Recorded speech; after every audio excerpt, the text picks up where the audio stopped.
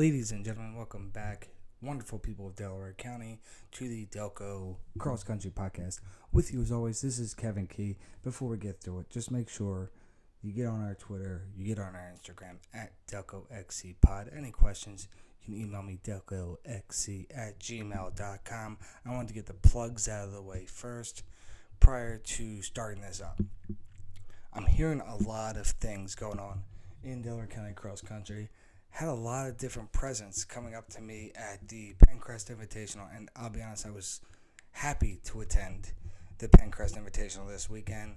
Got to watch some strong performances, both individually and as teams. Got to talk to a lot of coaches, athletes, families. Had a very warm welcome from many different people at the Penncrest Invitational. A lot of families came up to me, had some conversation. A lot of families from Penncrest, from Episcopal, Haverford, Marple Newtown.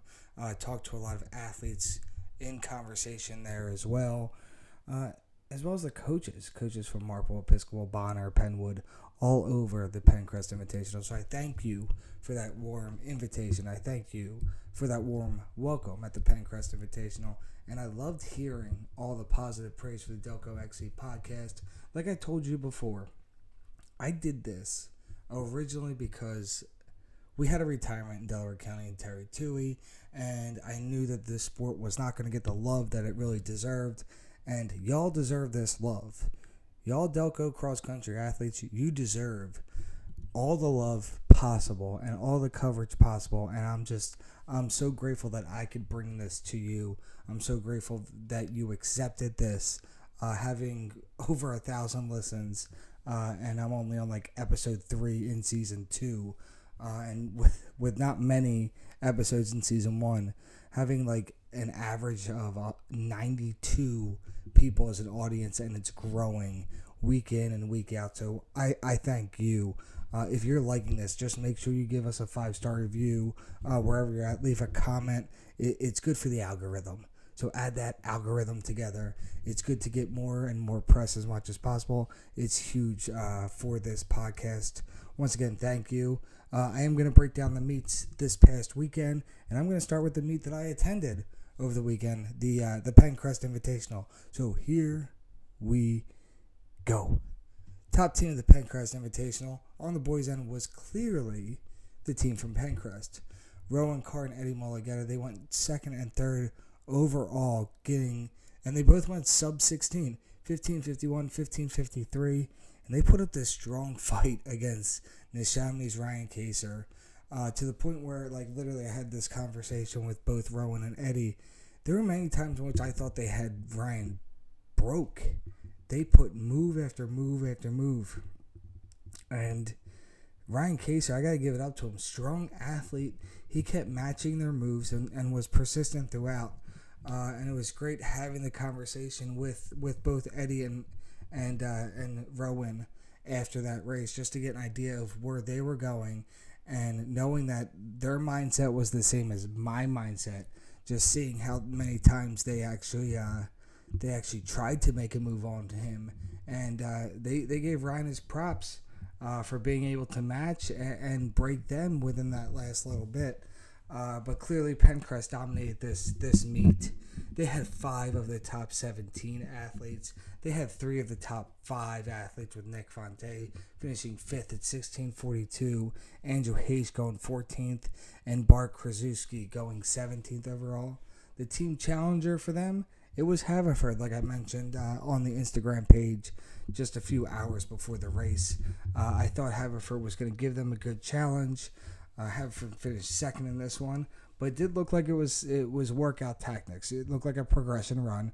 Kind of confirmed that it was a progression run in this one. Their boys kind of like slowed down within that first mile, but as the race went on, they got stronger and stronger and stronger. Teddy Foster really impressed me in this one. He finished 4th overall. Sean Lawson went 9th. Carlo Bianviri, he went 13th, and Logan Eagles, he went 19th. All medalists for Haverford in this one, and once again, just strong performances again out of this Haverford crew. Excited to see what they do down the line, especially since I thought this was, and kind of confirmed that this was a progression run for them. They came out strong and they look strong. Other top performers in this one included Julian Bothma from Marple. He was 6th overall. Joshua Esters from Penwood. He was 7th overall. Donnie Cave from Bonner and Prendy. He was 10th overall. And Cole Wozniak from Marple Newtown. He was 16th overall. Marple, they were able to finish 5th in this one with Penwood going 6th. Some great races overall as a team effort on both ends, and it kind of made my rankings look pretty spot on last week. So it was definitely good to see Marple overcame a challenge from Penwood, but that's going to be a challenge we're going to be seeing a lot this season, especially with 2 weeks away from DELCO championships, if you can believe it. On the girls' end, Haverford girls clearly flexed their muscle as well, but they also flexed their depth. All 6 of the girls that were in this race for them, they finished within the top 20. Haverford was led with a strong performance by Ryan Dankinas and Micah Haskins, who went 4-5 and continued to work off of each other throughout. Then you had Evelyn Awad, Prue Friend, Anastasia Harmon, and Isabel McDermott, and it was like a pack run. Evelyn went 12th, Prue went 14th, Anastasia went 16th, Isabel, she went 19th. That pack run was very important and actually pushed them over. This team is clicking on all cylinders right now, and they were without Cameron McGann and Olivia Cieslak on that course on Saturday. They were without their top 2 athletes on Saturday, so it's impressive to see that this depth was able to flex their muscles. It was also great to see Olivia on the course cheering on her teammates throughout that race over at Penncrest. Dude, that Haverford team is going to be dangerous. Episcopal, they stepped up their game this week. They had a dominating second place finish in this one. I think they were a little angry at me a week ago for ranking them so low in the DELCO rankings. They were led by sophomore Kendra Williamson, who popped another 18:33, another strong race. Kendra continues her stellar sophomore season. She was named PA Milesplit's Future Star to Watch this week, which I think we mentioned on the podcast a year ago that she was a future star to watch. Another future star to watch is freshman Hannah Todd, and I was thrown off. I thought Hannah Todd was a freshman last year. She was an 8th grader who moved her way up into the freshman area. Hannah Todd, definitely a future star to watch in this one. Great conversation with the Todds after the race as well. Hannah was 10th in this, and she was impressive doing so. And then you had freshman Anna Bradford. She was also a medalist for EA. She went 14th. They flexed their youth muscle for sure, but it was the seniors, Joy Ying and Tatum Schmedian. Sorry Tatum for pronouncing that and butchering it completely wrong. They rounded out the top 5 for Episcopal Academy. There were other top performances in this one. Outside the names that I've already included, you had the dynamic duo from Marple, Ellie Pavone and Lizzie Getz. They went back to back to each other. They basically crossed the finish line together in this one. Cassidy Jones from Penncrest was 17th. Marple Newtown's dynamic duo put on another strong performance.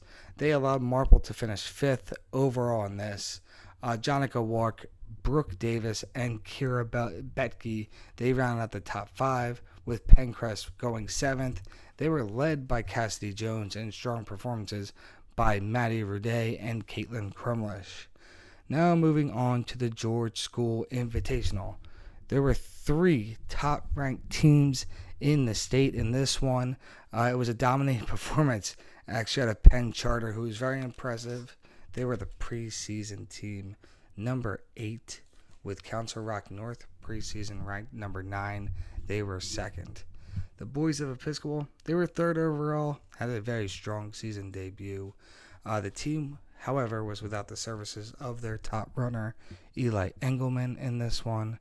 Without Engelman, they couldn't overpower the top athletes of Penn Charter or Council Rock North, but Curtis Connors and Josh Rickards still ran strong, finishing within the top 10, and that was Josh Ricketts. I apologize. One of the most impressive things about EA is their spread.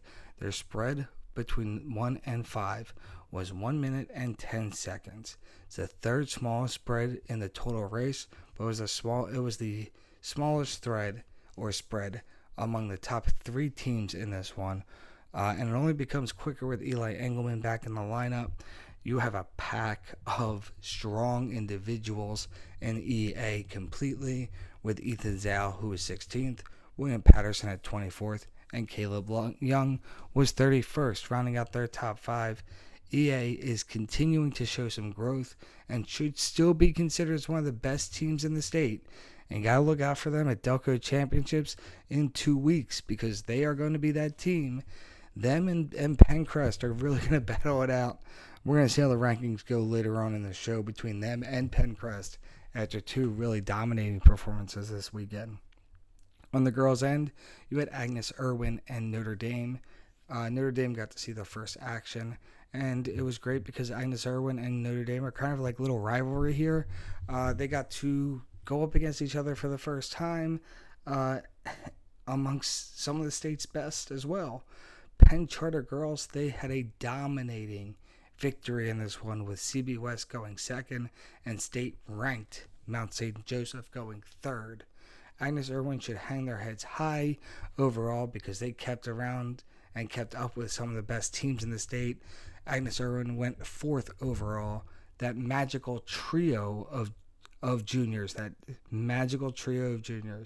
of Emma Watson, Avery Brennan, Sophia Casey, all ran as a strong pack, going 12th, 13th, and 14th. They also had sophomore Margaret Dooley, who came in at 25th at 20 minutes and 57 seconds. Wynn Hastings was their number 5 on this day, rounding out a 4th place finish for Agnes Irwin. The pack of this Agnes Irwin girls ran tremendously well and should be excited to see where they go forward, especially as we now sit, like I've said, 2 weeks away from DELCO Championships, with a DELCO preview coming up a lot faster than a lot of us have projected with DELCOs in September. Notre Dame came out strong in their invitational debut. Mary Rosano continues her strong career. She finished 4th overall at 19:11. Carson Tierney, she was 9th at 19:57, picked off where she left off a year ago. Freshman Alexander Wolf, senior Chloe Calvert, and junior Lynn Tate closed things out for the 7th overall Notre Dame team. Now I'm going to be moving on to the Briarwood Invitational, where Springfield made their debut in this one, but it was Strathaven again, kind of impressing me. Haven is one of these teams that a lot of people kind of went and said they were in a rebuild season, and they continue to impress. But I'm going to start with Springfield. Springfield picked up in the back end of this one. They were able to put 4 and 5 ahead of Haven's 4-5. It was very close between Strathaven and Springfield as a team in regards to where those top 5 finishers have finished. Springfield obviously pulled this one off, but Strathaven put up a close race against another top team in Delaware County.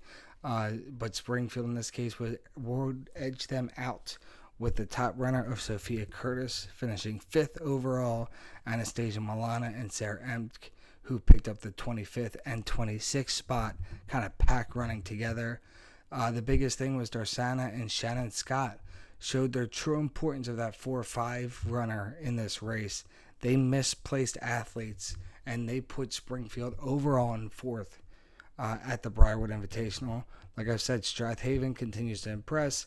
Sophie Jackson may have taken offense to the whole rebuild thing, as she medaled for a second straight week in this one by going 11th. She also had Mara Carey and Anaya Aga, who pack ran together. They misplaced Springfield's 2-3, going 22nd and 25th. Natalie Mulhern and Sam Spector rounded out their top 5, giving Haven a 6th place finish at the Briarwood Invitational. The team that really shocked me here, though, was the team from Ridley. While I'm impressed by Strathaven, I'm impressed by Springfield. Ridley's the team that impressed me the most, and let me break down why. Ridley, first off, let their top runner, Cecilia King, she's a freshman, be a freshman. And Cecilia King dominated the freshman 3K race. It's important to note that Ridley was able to put up a strong performance in their varsity race without Cecilia Kane and without Joy Anawachi. Their 3 through 5 in reality stepped up huge. Erica Ranford, she finished 19th overall, a great performance in the top 20. And then they also had Leah Starr, who went 24th, and Brooke Schmidt, who went 43rd. It's important to note where Brooke Schmidt finished in this one because she was only 15 seconds off of Springfield's number 5 runner. And in this case, Brooke Schmidt is likely going to be Ridley's number 5, which makes things interesting in a couple weeks when Ridley is going to go after and fight for a DELCO championship with teams like Strathaven, like Springfield, like Agnes Irwin, like Notre Dame, like Marple Newtown. Ridley is kind of an underdog in this one. And you know what Jason Kelsey said? Underdogs are hungry dogs. So watch out for that team for Ridley. That Green Raider girls are going to try to surprise some people. And right now, you'll see my rankings in a little bit. Let's see if they make it in there, as well as this week's going to be a top 10 ranking system. On the boys' end, Ridley did not have a team score. However, they allowed their freshmen to be freshmen, which is always important when it comes to the Briarwood Invitational. This was the toughest race of the entire day, in my opinion. You had hills plus heat, which never equal fun. Jackson Kane went 15th overall, running a season best 5K. He's only running the dual meet before this. That time will also only drop in time, especially after his dominating 2-mile races over the past couple of weeks. Oma Matheos, he ran a personal best time of 17:31 to go 21st overall in that race. You also had Springfield's Chris Carty, who was the next DELCO athlete in. He went 18:17. And it's important to note about Chris Carty because he ran 2 minutes slower in his performance at Briarwood a year ago. And if he went 2017 at Briarwood a year ago, Carty went 17:42 at DELCO's last year. So this is definitely a good start for him, a lot better of a start than he had just a year ago. And then clearly I noted that Ridley let their freshmen be freshmen. They had Nick Lancey. He went 4th overall in the freshman 3K race. Now let me bring it to where this is the part where everybody's been like dying to know. My top rankings in Delaware County right now. And this was hard because I didn't really have the help of Mile Split to break down where people would be in a 5K race and where teams would match up. While I had it a little bit, the Penncrest Invitational still hasn't like inputted completely onto Mile Split, which will not show you the exact rankings. And let's be honest, I got a little lazy. I didn't want to have to type in all of these times to figure out who the top teams in Delaware County were. So here are my top 10. I'm going to go backwards. I'm going to go from 10 to 1. I'm going to start on the boys' end. Number 10 on the boys' end right now is the team from Bonner and Prendy. Donnie Cave and Josh Knox Wagner were up front of this one for them. Donnie, he medaled at the Penncrest Invitational with Josh just missing out.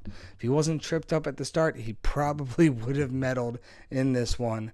And then also it's important to note their numbers 3 through 5. They just continue to progress, and they look to continue to build on that momentum. Number 9 I have right now is Garnet Valley. While I didn't see them race in an invitational this weekend, their first 5K was at their Cal meet. They ran well enough to join the rankings. While Bonner and Prendy's top 2 can give Garnet Valley's a run for its money, it's Garnet Valley's numbers 3 through 5 that could present that challenge for Bonner. Number 8 team, I have Radnor right now. Their top 4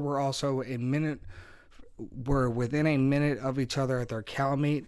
It's hard to match up with the comparison to Bonner, Prendy, and Garnet Valley, but I have Radnor at number 8 this week based off their performance at their first Cal meet this past week. Penwood I have at number 7. It was another strong day for them. They were very top heavy with Joshua Esters and John Esteris, as well as Taquip Fountain running together. They're looking for like those two more athletes, that 4 or 5, to really put them over. But Penwood, as I said, is a team to watch. Marple Newtown, I have at number 6. They continue to impress with Julian Bothman and Cole Wozniak as their top athletes. They're looking to progress their numbers 3 through 5 as well. And they knocked off Penwood and Bonner over the weekend at the Penncrest Invitational, which is the reason why I have them at number 6. Right now, I also have the team from Ridley at number 5. Jackson Kane is up front, and that's what matters for Ridley. A healthy Joey Lancey is going to be huge for them as well, with a progressing Matheos. This team is now 2 runners away from being ranked, from being higher in the ranking. They're 1, 2, and 3. Can go up against any 1, 2, and 3 in Delaware County right now. It's that 4 or 5 right now that really need to push and progress to help them get off to that next level. Number 4, I have Strathaven. While they were off this weekend, they still had rankings within the 5K. The Haven boys are sneaking under the radar right now. It's a team to watch out for. Their rankings in the Cal meet do rank them above certain teams. That's why Strathaven right now is number 4. At number 3 right now, and this is a tough number 3, it is a team from Haverford, the Haverford boys. While they ran their progression run at Penncrest, it progressed them to 2nd overall in that meet. They all ran well. They were all impressive.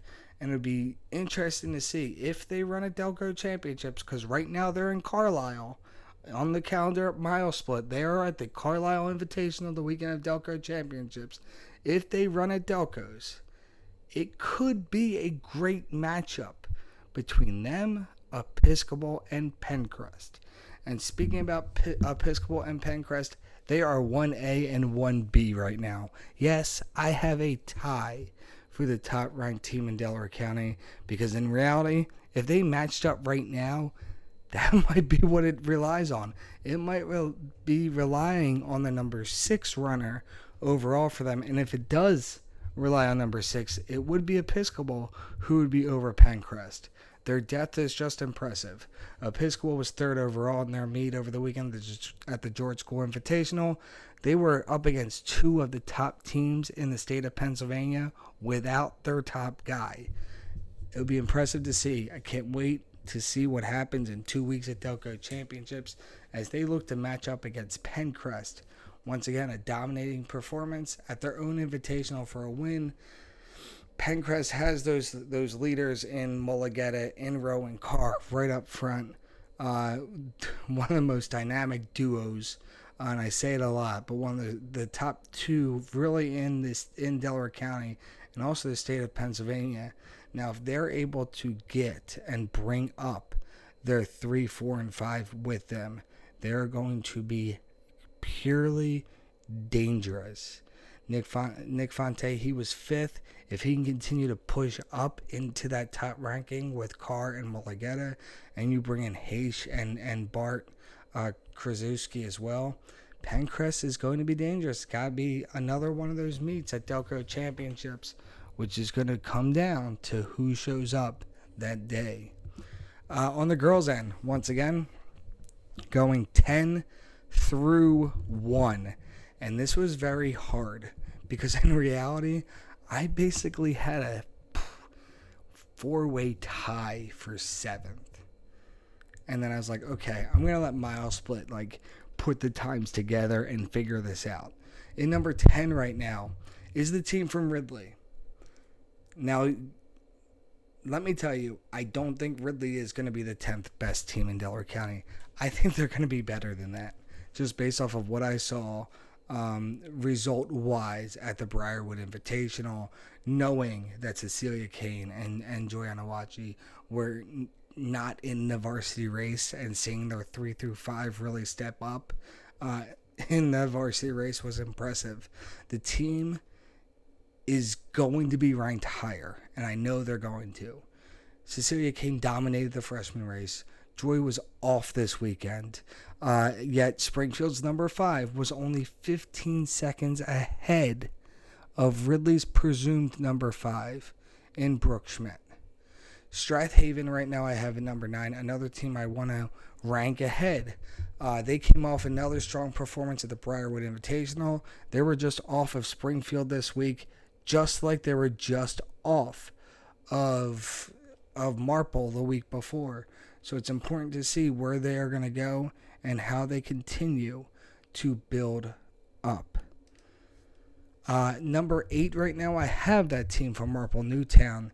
They have Getz and Pavone, who continue to impress me, finishing together at Penncrest. Plus, they're two amazingly nice people. But right now, I have them at number 8. It's those top 2 are great. You need to build up that 3 through 5 as well. If Wark and Davis continue to drop time, they can easily sneak ahead of the teams ranked ahead of them. Right now, number 7, I have the team from Garnet Valley. Did not race over the weekend that I noticed. I know they were at like a quick like early riser meet, but I wasn't able to get those results. But also, you have Lustgarten at the top of this one. And if I'm looking at the Cal meet results, like I mentioned, the boys' end, you had Lustgarten, you have Mellinger, you had Hicks, you had O'Shaughnessy, and you had Hayes. They all finished within the top 17 at their Cal meet. They knocked off Marple Newtown at this dual meet. And being that happened, I had to rank them ahead of Marple, Strathaven, and Ridley. Once again, I could see all of these teams right there with each other when it comes to DELCO championships in 2 weeks. At number 6, I have Radnor, another team that had the off weekend, but a strong Cal meet. Emma High took a win as the team overcame challenges from Garnet Valley and Marple Newtown in their Cal meet at Rose Tree Park this week. At number 5 is a team that I know might have gotten mad at me last week, the team from Episcopal. Kendra Williamson ensures dominance. Episcopal Academy have been mad, probably from the rankings last week. They looked very good at Penncrest, finishing 2nd overall only to Haverford. Hanatah took a huge step forward, and Episcopal Academy girls are back. At number 4 right now, I have Springfield. Once again, Episcopal or Springfield probably could have swapped in these rankings. Same with Notre Dame. 3, 4, 5 could probably swap in any way, shape, or form. Right now, I have Springfield at number 4. They had another debut this week from Springfield. It was impressive. Sophia Curtis, Anastasia Milan, and Sarah Emp all ran well. They will need to find that closing speed, but it was a very good first meet for Springfield. Number 3 right now, I have Notre Dame. They had a strong debut. It was impressive to see Mary Rosano and Carson Tierney build on, and Notre Dame is only progresses as a season goes on. So right now, I have Notre Dame at the number 3 ranked team. At number 2, I have the team from Agnes Irwin. I haven't seen this type of magic since watching Harry Potter movies. Okay? Emma Watson, Avery Brennan, and Sophia Casey learned the magic of the pack run, much like Harry, Hermione, and Ron Weasley. All right, these 3 are dominant, and I'm impressed with Agnes Irwin so far. I still have them at number 2 in the ranking. I'm excited to see what happens in 2 weeks. And the number 1 team, without a doubt, there was no question here. It is the team from Haverford. No C-Slack, no McGeehan, no problem. Depth overcame all at Penncrest. Dankinus, Haskins, Awad, Friend, Harmon, McDermott, they all ran well. They all ran impressive. They all look amazing on that course. Haverford is the number 1 team in Delaware County right now, and I'm excited. Hopefully, like I said, I already know Haverford's registered for Carlisle. I'd love to see them race at DELCO championships and give us a pure DELCO championship meet. But, goals and plans happen and change. So we will see what happens. Upcoming meets for next weekend, the weekend before DELCO championships. Upcoming meets include the Foundation Invitational at Hershey. This is the Hershey State course. There are teams registered for this that might not be racing, but they are registered. And these are the teams that are registered here. You have Archbishop Carroll, DELCO Christian, Haverford, Garnet Valley, Bonner and Prendy, and the Penncrest girls.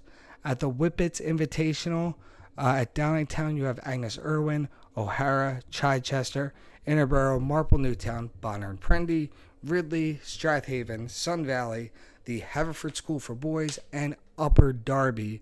That should be a fun meet to watch. That's probably the one I'm going to be watching the closest next weekend. Going down to South Carolina, I believe, is the Adidas meet. Springfield is heading down there with non-DELCO Conestoga. So that would be a fun race to watch.